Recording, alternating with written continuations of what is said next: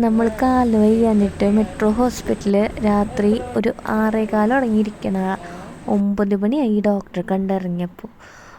ഇതാ ഗൈസ് എൻ്റെ കാല് നീര് വെച്ച് ഒരു നല്ല വിധായിട്ടുണ്ട്. ഹായ് ഗൈസ്, അപ്പോൾ ഞാനൊരു കുഞ്ഞി ദുഃഖവാർത്ത പറയാൻ വേണ്ടിയിട്ടാണ് വന്നത് ഗൈസ്. ഞാനൊന്ന് പറഞ്ഞില്ലേ എനിക്ക് കാൽമ പണി കിട്ടിയിട്ടിരിക്കാന്ന്. അത് മാറിയിട്ടില്ല ഗൈസ്, അത് കൂടി നീര് മാറില്ല. അന്ന് അധികം നീരൊന്നും ഉണ്ടായിരുന്നില്ല. എന്താ സംഭവിച്ചതെന്ന് എനിക്ക് അറിയില്ല ഗൈസ്. എല്ലാവരും ചോദിച്ചു എന്തു പറ്റിയെന്ന്, എവിടെയും തട്ട് മുട്ട എന്തെങ്കിലുമൊക്കെ ചെയ്തോന്ന്. പക്ഷെ എനിക്ക് തട്ട് മുട്ട ഒന്നും ചെയ്തിട്ടില്ല. തട്ട് മുട്ടൊക്കെ ഉണ്ടെങ്കിൽ ഇങ്ങനെ നമുക്ക് വേദനയൊക്കെ എടുക്കില്ലേ, എനിക്കതൊന്നും പറ്റിയില്ല. തലേ ദിവസം ഞാൻ കടപ്പുറത്ത് പോയിട്ടുണ്ടായിരുന്നു. ഞാൻ അവിടെ നിന്ന് എന്തെങ്കിലും കടിച്ചാന്നറിയില്ല. അപ്പം എനിക്ക് കടിക്കണമെങ്കിൽ വേദന ഒക്കെ എടുക്കില്ലേ, അതൊന്നും ചെയ്തിട്ടില്ല. അപ്പോൾ വേദന ഒരു സാറ്റർഡേ ഉച്ച തുടങ്ങി ചെറിയ വേദന ഉണ്ടായി. പിന്നെ അത് വൈകുന്നേരം ആകുമ്പോഴേക്കും ആ വേദന കൂടി വന്നു. അപ്പോൾ എനിക്ക് ഒട്ടും നടക്കാൻ പറ്റുന്നുണ്ടായിരുന്നില്ല. ഹോസ്പിറ്റലിൽ പോയപ്പോൾ ഞാൻ ഞൊണ്ടിയിട്ടാണ് പോയിരുന്നത്. അത് കഴിഞ്ഞിട്ട് പിറ്റേ ദിവസത്തേക്ക് കുറച്ച് കുറവായിരുന്നു. അപ്പം ഞാൻ വീഡിയോ ഒക്കെ എടുത്തില്ലേ. അത് കഴിഞ്ഞിട്ട് പിറ്റേ ദിവസം സൺഡേ കഴിഞ്ഞിട്ട് മൺഡേ ഭയങ്കരമായിട്ട് കൂടി, നീര് ഭയങ്കരമായിട്ട് കൂടി വേദന.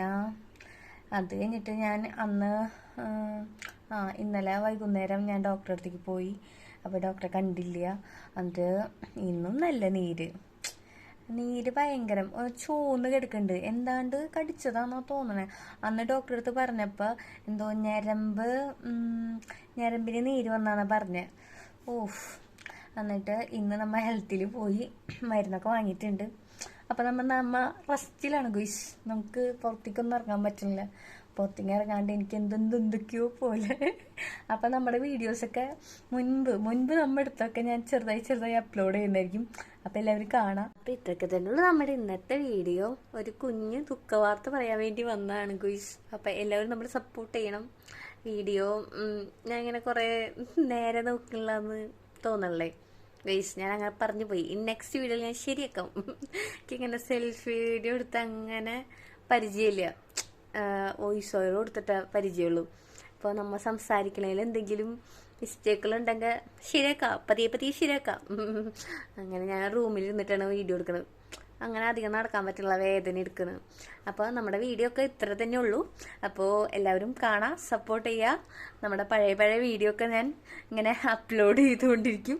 അപ്പോൾ എല്ലാവരും സപ്പോർട്ട് ചെയ്യുക, ലൈക്ക് ചെയ്യുക, കമൻറ്റ് ചെയ്യുക, ഷെയർ ചെയ്യുക, സബ്സ്ക്രൈബ് ചെയ്യുക. നെക്സ്റ്റ് വീഡിയോയിൽ കാണുന്നവരെ എല്ലാവർക്കും ബൈ.